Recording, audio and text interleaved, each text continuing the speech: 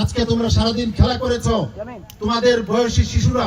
কলরবের আনন্দ বাতায়ন 2025 নামে বোঝা যায় এটি ছিল এক আনন্দ ঘন মিলন মেলা। গত 22 মে বৃহস্পতিবার ঢাকার 14 ডাউনটাউন রিসোর্টে অনুষ্ঠিত এই অনুষ্ঠানে কলরবের তালিকাভুক্ত সদস্যদের উচ্ছ্বাস ছিল চোখে পড়ার মতো।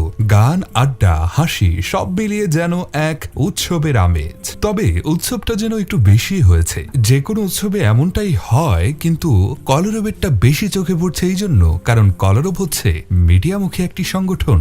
এর ফ্রন্ট লাইনের প্রতিটি সদস্যের ভক্তকুল অনেক বেশি, যার কারণে দর্শকদের চোখেও পড়েছে বেশি। এর মধ্যে পেছনে পড়ে থাকলেও অনেক মানুষের প্রশংসা কুড়িয়েছে যে বক্তব্যটি, তা হচ্ছে কলরবের সাবেক পরিচালক, বর্তমান স্থায়ী কমিটির পরিচালক, খ্যাতিমান আবৃত্তিকার ও উপস্থাপক শাহ ইফতিখার তারিক সাহেব তার বক্তব্যে এই উচ্ছ্বাসের মাঝে মনে করিয়ে দিলেন কিছু গুরুত্বপূর্ণ বিষয়। তিনি প্রথমে তার বক্তব্যে জিজ্ঞাসা করেন, আজকের প্রোগ্রাম তোমাদের কেমন লাগলো? তখন তো সবাই এক ঝাঁকে বলল ভালো। পরে তিনি বললেন, তোমাদের গেঞ্জির রং কি? সবাই উত্তর দিল সাদা। তখন তিনি মনে করিয়ে দিলেন, তোমাদের চরিত্রের রং কি হবে? সাদা না কালো? হতে হবে সাদা। তিনি আরো বলেন, আমরা আছি একটি যুদ্ধের মধ্যে, একটি সাংস্কৃতিক যুদ্ধের মধ্যে আমরা যাচ্ছি। তোমরা সারাদিন খেলা করেছ, তোমাদের মতো শিশুরা অসহায় ভাবে মৃত্যুবরণ করছে গাজায়। এই অবস্থায় আমাদের সারাটা জীবন কি আনন্দের মধ্যেই যাবে? কলরবের প্রতিটি সদস্যকে শপথ নিতে হবে, এই যুদ্ধে আমাদেরকে বিজয় ছিনিয়ে আনতে হবে।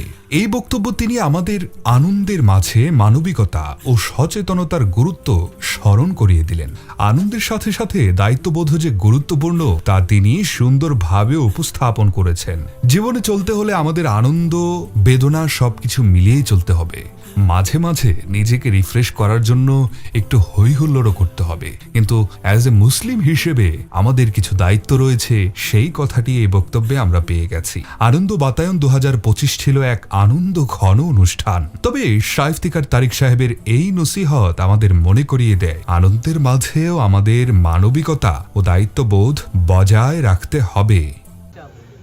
আমরা আছি একটা যুদ্ধের মধ্যে, মুসলমানরা যুদ্ধের মধ্যে আছে। আজকে তোমরা সারাদিন খেলা করেছো, তোমাদের বয়সী শিশুরা অসহায় ভাবে মৃত্যুবরণ করছে গাজায়। তোমাদের মতো শিশুরা, তোমাদের মতো কিশোররা, তাদের জীবন চলে যাচ্ছে। এই অবস্থায় আমাদের সারাটা জীবনকে আনন্দে যাবে? আমাদের যুদ্ধের মধ্যে আছি আমরা। সেই যুদ্ধ সাংস্কৃতিক যুদ্ধ। কলরবের প্রত্যেকটি সদস্যকে শপথ নিতে হবে যে আমরা একজন মুসলিম হিসাবে সেই সাংস্কৃতিক যুদ্ধে বিজয় ছিনিয়ে আনবো ইনশাআল্লাহ। প্রস্তুত?